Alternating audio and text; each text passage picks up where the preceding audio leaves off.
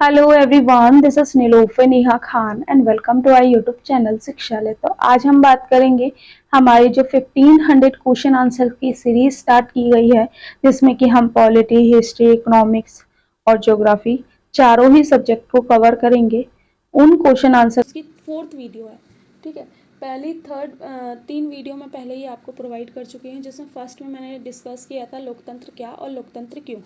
Second video में हमने फ्रांसीसी क्रांति के बारे में डिस्कस किया था और थर्ड वीडियो में हमने संविधान निर्माण पार्ट 1 के बारे में डिस्कस किया था, जिसमें हमने जो उसके क्वेश्चंस थे वो डिस्कस किए थे। इसके बाद हम संविधान निर्माण के जो आगे के क्वेश्चंस थे उनको आज की वीडियो में हम डिस्कस करेंगे और कोशिश करेंगे कि आपके सारे डाउट क्लियर कर सके। लेकिन अगर कुछ रह जाएगा तो प्लीज़ आप कमेंट बॉक्स में कमेंट करना। बाकी मैं कोशिश यही करती हूँ कि आपके सारे कमेंट्स का या फिर आपके सारे डाउट्स का कोई ना कोई सोल्यूशन आपको प्रोवाइड किया जाए। बाकी चलिए शुरू करते हैं हमारी वीडियो को। होप सो ये वीडियोज़ आप लोगों के लिए काफ़ी यूज़फुल रहें। लेकिन आपसे यही रिक्वेस्ट है, please please please in video को लाइक एंड शेयर ज़रूर करा करें, क्योंकि बहुत टाइम लगता है सारी चीज़ों को मैनेज करने में। तो प्लीज़ आपसे रिक्वेस्ट है कि वीडियो को लाइक एंड शेयर ज़रूर करें अपने फ्रेंड्स के साथ, जो भी एसएसटी की या फिर अगर आप पीजीटी की भी तैयारी कर रहे हैं, हिस्ट्री, पॉलिटी, इकोनॉमिक्स, तो टॉपिक वाइज आप देख लीजिएगा जो आपके सब्जेक्ट हैं, क्योंकि पीजीटी और टीजीटी दोनों में ज़्यादा कोई फ़र्क देखने को नहीं मिलता आपको, ठीक है। लेकिन यहाँ पर फ़र्क सिर्फ इतना आ जाता है कि टॉपिक वाइज थोड़ी सी चीज़ें इनहेंस हो जाती हैं पीजीटी में, ठीक है। तो चलिए शुरू करते हैं हमारी वीडियो को। होप सो सारी चीज़ें आपके लिए यूज़फुल रहें। तो नेक्स्ट क्वेश्चन है आपका, कौन सी घटना भारतीय संविधान के प्रभाव में आने का प्रतीक है। तो यहाँ पर आपके दो क्वेश्चन बन जाएंगे। पहला कि एक तो प्रभाव में आने का प्रतीक और कब बनकर तैयार हुआ, इस तरीके से भी क्वेश्चन पूछा जाता है, ठीक है। एक तो आपको इस क्वेश्चन में बहुत कंफ्यूजन होती है और एग्जाम हॉल का प्रेशर ही ऐसा है कि आता हुए चीजें भी भुला देता है। तो याद रखिएगा कि जब आपसे बात करी जाएगी ना कि प्रभाव में आने के, या फिर कह दीजिए कहते हैं कि पूरी तरीके से पूर्ण रूप से जो लागू हो जाना, तो वो उसकी अगर बात करेंगे तो 26 जनवरी 1950 की बात हो रही है, ठीक है। लेकिन अगर बात करें तैयार होकर रेडी कब हो गया था, तो वो हमारी डेट कौन सी होगी, 26 नवंबर 1949 में, ठीक है। नेक्स्ट क्वेश्चन है हमारा, भारत में संविधान सभा के अध्यक्ष कौन थे। तो ये मैंने आपसे जब मैं फर्स्ट क्वेश्चन पढ़ा रही थी तो भी मैंने आपको डिस्कस कर लिया था कि जो हमारे भारतीय संविधान सभा के अध्यक्ष कौन थे। तो यहाँ तीन क्वेश्चन या और दो क्वेश्चन आपसे पूछे जा सकते हैं। एक पूछा जा सकता है कि अस्थायी सदस्य कौन थे, ठीक है, जो कि हमारे अस्थायी सदस्य के बारे में अगर पूछा जाएगा तो वो हमारे हो जाएंगे डॉक्टर सच्चिदानंद सिन्हा, ठीक है। क्योंकि उस समय जो एक सबसे बुजुर्ग संविधान सभा में वही थे, तो इसलिए उन्हें उस समय अध्यक्ष बना दिया गया, अस्थायी अध्यक्ष, ठीक है। नेक्स्ट जो क्वेश्चन पूछा जाता है वो ये पूछा जाता है कि अध्यक्ष, स्थायी अध्यक्ष कौन थे। देखिए, अगर सिर्फ अध्यक्ष लिखा हुआ आएगा कहीं भी क्वेश्चन में, तो आप हमेशा ये याद रखिएगा कि वहां पर आप हमारे जो स्थायी अध्यक्ष थे उनके बारे में बात करेंगे। लेकिन अगर अस्थायी अध्यक्ष लिखा हुआ आया है तो आपको सच्चिदानंद सिन्हा की जवाब देना है। तो यहाँ पर क्वेश्चन जो ऑप्शंस बता रही हूँ, doctor BM Rao Ambedkar, Nelson Mandela, doctor Rajendra Prasad और उपरोक्त में से कोई नहीं। तो यहाँ पर ऑब्वियस सी बात है सबका सही होगा। तो यहाँ पर जो आपका आंसर होगा वो होगा option number C, doctor Rajendra Prasad जो थे वो हमारे वो स्थायी सदस्य, स्थायी अध्यक्ष थे, ठीक है। इसके बाद अगर हम बात करें तो अस्थायी अध्यक्ष कौन थे आपके, तो वो आपके थे सच्चिदानंद सिन्हा, ठीक है। इसके बाद अगर हम बात करें नेक्स्ट क्वेश्चन की, भारतीय संविधान को आकार देने में भारतीय राष्ट्रीय कांग्रेस ने क्या भूमिका निभाई थी। तो यहाँ पर आपको पता ही होगा कि बहुत इंपॉर्टेंट रोल जो प्ले किया था वो भारतीय राष्ट्रीय कांग्रेस ने किया था। तो इसमें क्या भूमिका निभाई थी, पहला इसका मसौदा तैयार किया और इसे मंजूरी दी, संविधान सभा द्वारा अपनाए गए मूल मूल्यों को प्रभावित किया, ऑप्शन है ए और दो, और ऑप्शन डी है हमारा उपरोक्त में से कोई नहीं। तो अगर हम बात करें संविधान सभा की, तो यहाँ पर आपका ऑप्शन जो हो जाएगा वो बी हो जाएगा, संविधान सभा द्वारा बनाए गए मूल जो तत्व थे उन्हें प्रभावित किया था, ठीक है। क्योंकि ये वाला मसौदा तैयार किया और ये मंजूरी दी, तो ये नेशनल भारतीय राष्ट्रीय कांग्रेस के उसके अंदर नहीं आएगा। ठीक है, हो सकता है आप लोग इस चीज को मैंने जान पूछ के ये क्वेश्चन रखा है। ठीक है, तो यहाँ पर का वाला ऑप्शन नहीं होगा, तो ये याद रखिएगा, ध्यान से पढ़िएगा क्वेश्चंस को, तभी आपका एक कहते हैं ना सिलेक्शन हो सकता है। क्वेश्चन नंबर नेक्स्ट है हमारा, कौन से सिद्धांत भारतीय संविधान की नींव बनाते हैं? ऑप्शन है आपका समाजवाद, धर्मनिरपेक्षता और गणतंत्रवाद। न्याय, स्वतंत्रता और समानता, समानता, बंधुता और लोकतंत्र। तो आपका जो ये ऑप्शन है तो इसमें आ जाएगा उपरोक्त सभी। ठीक है, भारतीय संविधान में न्याय का सिद्धांत क्या सुनिश्चित करता है? तो अगर हम बात करते हैं न्याय की यानी कि जस्टिस की, तो वो हमारा क्या आइडेंटिफाई इंश्योर क्या करता है या फिर क्या कहते हैं, क्या सुनिश्चित करता है? नागरिकों के साथ उनकी जाति या किसी अन्य सामाजिक कारक के आधार पर भेदभाव नहीं किया जाना चाहिए। ठीक है, क्वेश्चन नेक्स्ट है हमारा, नागरिकों के पास समान अवसर हो गा। जो है ऑप्शन हमारा, नागरिकों के विचार और व्यक्तित्व की स्वतंत्रता, और घा है इन उपरोक्त में से कोई नहीं। तो यहाँ पर हमारा जो आंसर है वो है ए, नागरिकों के साथ उनकी जाति या सामाजिक मान्यताओं के आधार पर किसी भी प्रकार का कोई भेदभाव नहीं किया जाना। ठीक है, भारतीय संविधान में समान अवसर के सिद्धांत का उद्देश्य क्या काम करना है? ठीक है, इक्वल अपॉर्चुनिटी। ठीक है, तो यहाँ पर अगर हम बात करें तो सामाजिक और आर्थिक असमानताएं, राजनीतिक भेदभाव, नस्ली अलगाव और उपरोक्त में से कोई नहीं। तो ऑब्वियस सी बात है, आपको ये क्वेश्चन पता चल गया होगा, तो ये ऑप्शन ए सही है हमारा, सामाजिक आर्थिक असमानताएं। नेक्स्ट क्वेश्चन है हमारा, भारतीय संविधान की प्रस्तावना सरकारी कार्यों के मूल्यांकन के लिए एक नए मानक के रूप में कैसे काम करती है? ऑप्शन नंबर 1, यह संविधान के अधिकार के स्रोत की पहचान करता है। ऑप्शन नंबर 2, यह संविधान के लक्ष्य को बताता है। सेकेंड सी ऑप्शन है, भारतीय संविधान के लोगों के अंतिम अधिकारों का दावा करता है। और ऑप्शन नंबर डी है नेक्स्ट उपरोक्त में से कोई नहीं।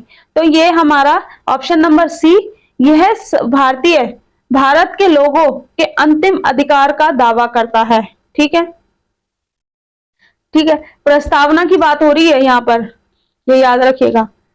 क्वेश्चन नंबर नेक्स्ट है हमारा, भारतीय संविधान में गणतंत्र के सिद्धांत का अर्थ क्या है?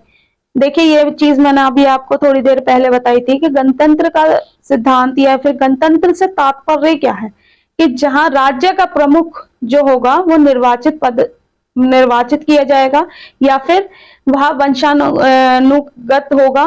ठीक है, या फिर उसे राज्य के प्रमुख नेता या विदेशी शक्तियों द्वारा नियुक्त किया जाएगा, या उपरोक्त में से कोई नहीं। तो ऑब्वियस सी बात है कि यहाँ पर आपका जो आंसर है वो ए है, राज्य का प्रमुख एक निर्वाचित पद द्वारा चुना जाता है। ठीक है, तो नेक्स्ट क्वेश्चन है हमारा,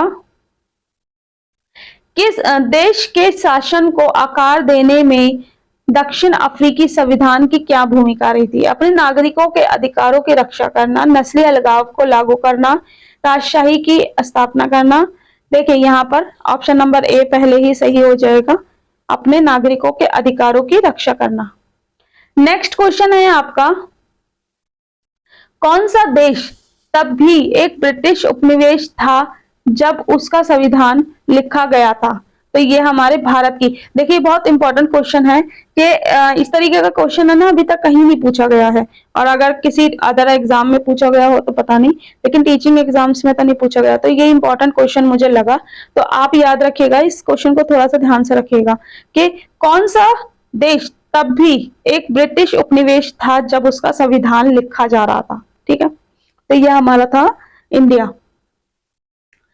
भारत में संविधान सभा द्वारा अपनाए गए मूल मूल्यों को किसने प्रभावित किया? देखिए, ये क्वेश्चन रिपीट हो गया यहाँ पर हमारा, नहीं, सॉरी, ये रिपीट नहीं हुआ है, इसे ध्यान से देखिएगा। ऑप्शंस यहाँ पर आपके चेंज है, अफ्रीकी राष्ट्रीय कांग्रेस, यूरोपीय वाणिज्य कंपनी का क्रांतिकारी आंदोलन, और उपरोक्त में से कोई नहीं। तो यहाँ पर यह ध्यान रखिएगा कि जब ऑप्शंस चेंज कर देते हैं ना, तो हमारा कई बार आंसर भी चेंज हो जाता है।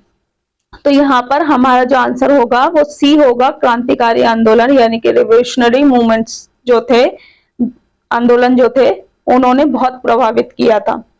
ठीक है, नेक्स्ट क्वेश्चन है, भारतीय संविधान में धर्मनिरपेक्षता का सिद्धांत क्या सुनिश्चित करता है? नागरिकों को किसी भी धर्म का पालन करने की पूर्ण स्वतंत्रता, नागरिकों को के समान राजनीतिक अधिकार, नेक्स्ट है आपका नागरिकों के विचार और अभिव्यक्ति की स्वतंत्रता। तो यहाँ पर आपका ऑप्शन नंबर ए सही है, नागरिकों को किसी भी धर्म या फिर धर्म की पालन या करने की पूर्ण स्वतंत्रता।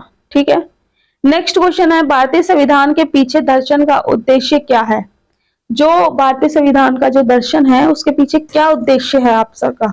तो यहाँ पर पूछा गया है, देश को एक न्याय संगत और समावेशी समाज की ओर ले जाना, राजशाही की स्थापना करना, आर्थिक असमानताओं को बढ़ावा देना, या फिर आपका उपरोक्त में से कोई नहीं। तो यहाँ पर अगर आप थोड़ा सा ध्यान से पढ़ेंगे तो ऑप्शन नंबर ए हमारा सही होगा, देश को एक न्यायपूर्ण और असमावेशी समाज की ओर ले जाना। ठीक है, नेक्स्ट क्वेश्चन है आपका, भारतीय संविधान के किस सिद्धांत का उद्देश्य पारंपरिक सामाजिक असमानताओं को खत्म करना था? तो ये हमारा है इक्वालिटी। ठीक है, यहाँ पर आपको पहले ही आंसर दिख गया होगा। तो नेक्स्ट क्वेश्चन है, भारतीय संविधान के किस सिद्धांत का उद्देश्य पारंपरिक सामाजिक असमानताओं को खत्म करना था? तो जब हम बात करते हैं ना पारंपरिक असमानताओं, तो हमारा यहाँ पर आप ऑप्शंस भी देख लीजिए, लेकिन आपको हमेशा ये याद रखना है कि यहाँ पर बात हो रही है समानता की। ठीक है, तो ऑप्शन ए हमारा न्याय, दूसरा है स्वतंत्रता, तीसरा है समानता, चौथा है हमारा बंधुत्वता या भाईचारा। ठीक है, फ्रेटर्निटी। तो यहाँ पर आपका सी ऑप्शन सही होगा, समानता या इक्वालिटी कह लीजिए। दक्षिण अफ्रीका में रंगभेद विरोधी संघर्ष का नेतृत्व किसने किया था? तो यहाँ पर भी मैंने क्वेश्चन चेंज किया है आपका, तो यहाँ पर आपको ऑब्वियस बात है आंसर पता चल गया होगा। ठीक है, तो ये है हमारा यूरोपीय वाणिज्य कंपनियां। ठीक है, और आपका है उपरोक्त में से कोई नहीं। ठीक है, यहाँ पर जो आपका ऑप्शंस है, यहाँ पर थोड़ा सा ऑप्शंस आपके इंग्लिश वाले चेंज है। देखिए ऊपर वाला तो आपका आंसर तो आपका सही है, लेकिन ऑप्शंस यहाँ पर थोड़े से चेंज हो गए हैं। ठीक है, तो यहाँ पर आपका आंसर है दक्षिण अफ्रीकी कांग्रेस। ठीक है, नेक्स्ट क्वेश्चन है आपका, दक्षिण अफ्रीका के इतिहास में 26 अप्रैल 1994 का क्या महत्व है? तो पहला ऑप्शन है रंगभेद की स्थापना, रंगभेद का अंत, दक्षिण अफ्रीका के संविधान का प्रारूप तैयार होना, और आपका उपरोक्त में से कोई नहीं। तो ये हमारा था रंगभेद का अंत। ठीक है, आंसर इसका। फिर इसके बाद नेक्स्ट क्वेश्चन है हमारा, दक्षिण अफ्रीका के संविधान को अपनाने में किसने महत्वपूर्ण भूमिका निभाई थी? तो यहाँ पर है हमारा Nelson Mandela option, Mahatma Gandhi, Bhimrao Ambedkar, और उपरोक्त में से कोई नहीं, तो नेल्सन मंडेला की यहाँ बात की जा रही है। क्वेश्चन नंबर नेक्स्ट है आपका, दक्षिण अफ्रीका का गणतंत्र कब बना?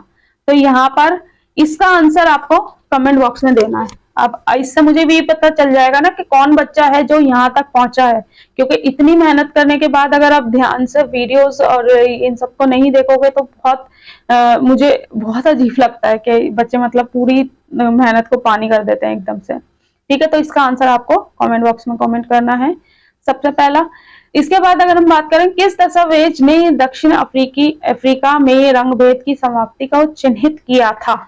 तो यहाँ पर आपका आंसर हो जाएगा, पहले ऑप्शंस बता देती हूँ आपका, स्वतंत्रता चार्टर, दक्षिण अफ्रीकी गणराज्य का संविधान, फिर आपका है भारतीय संविधान, और उपरोक्त में से कोई नहीं। तो यहाँ पर आपका जो है ऑप्शन नंबर बी अफ्रीकी चार्टर, या फिर कह लीजिए सॉरी दक्षिण अफ्रीका का जो गणराज्य का संविधान। ठीक है, ऑप्शन नंबर बी।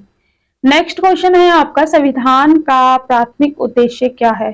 यानी कि प्राइमरी पर्पस क्या होता है किसी भी सरकार का? तो यहाँ पर सरकार की संरचना और शक्तियों को रूपरेखा तैयार करना, नागरिकों के अधिकारों और स्वतंत्रता को स्थापित करना, शासन के मूल सिद्धांतों को निर्धारित करना, और उपरोक्त सभी। तो यहाँ पर आपका जो ऑप्शन होगा वो होगा ऑल ऑफ दीज। ठीक है, तो यहाँ पर ये हमारी वीडियो या कह लीजिए ये हमारे क्वेश्चन आंसर्स खत्म होते हैं। होप सो आप लोगों के लिए ये अच्छे क्वेश्चन आंसर्स रहे हों। बस मेरी आप लोगों से यही रिक्वेस्ट है कि यहाँ तक पहुंचे हैं तो जरूर इसे जरूर शेयर करें। प्लीज आप लोगों से रिक्वेस्ट है जितना हो सके उतना शेयर करें। और रही बात आप लोग जो कई बच्चे डीएसएसबी टीजीटी एसएसटी की तैयारी कर रहे हैं, तो मैं आप लोगों के लिए ये क्लासेस तो प्रोवाइड कर ही रही हूँ। आपको हमारे एप्लीकेशन पे जो डीएसएसबी का एग्जैक्ट ऑनलाइन मोड पे जिस तरीके से आपका एग्जाम कंडक्ट किया जाता है वही पूरा एक पोर्टल तैयार किया गया है जिसमें कि टेस्ट सीरीज आप लोगों के लिए लाई गई है, जिसमें आपको एक लाइव एग्जाम्पल देखने को मिलता है। उसमें हर टेस्ट में आपको जो 2 टेस्ट सीरीज है वहां पर आपको एक में 15 टेस्ट फ्री मिलते हैं और एक में आपको 21 टेस्ट जो है वो फ्री मिलते हैं। तो जाके जरूर डाउनलोड करें, वहां पर देखिए कि आपको किस तरीके से चीजें समझ आ रही हैं और डिटेल में आपको एक्सप्लेनेशन मिलती है, ताकि आप अपने ना सिर्फ एक ऑप्शन की जो आंसर है, जो 4 ऑप्शन और जो 3 ऑप्शन और होते हैं ना उनका भी डिटेल में एक्सप्लेनेशन मिलता है आपको। और बाकी आप खुद जाके देखिए, वहां पर फ्री टेस्ट भी है। अगर नहीं समझ आता तो अनइंस्टॉल कर देना, बस दैट्स इट। और बाकी अगर नोट से रिलेटेड कोई भी डाउट हो तो यहाँ पर कॉन्टेक्ट नंबर जो शो हो रहा है आप इसमें कॉन्टेक्ट कर सकते हैं। बाकी मैंने कोशिश तो की है कि आपको सब चीजें ठीक से प्रोवाइड की जाए, लेकिन इन केस कुछ रह गया होगा तो प्लीज आप लोगों से रिक्वेस्ट है कमेंट बॉक्स में कमेंट करना। मैं कोशिश करती रहूंगी कि चीजों को इम्प्रूव किया जा सके। बाकी सारी चीजें मेरी हमेशा यही रहती हैं कि मैं आपके लिए हर चीज बेहतरीन प्रोवाइड कर सकूं। वीडियो अच्छी लगी हो, इंफॉर्मेटिव लगी हो तो प्लीज लाइक एंड शेयर कीजिएगा and thank you so much.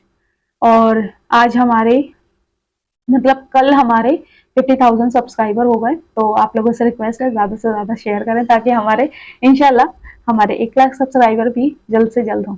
Thank you for watching.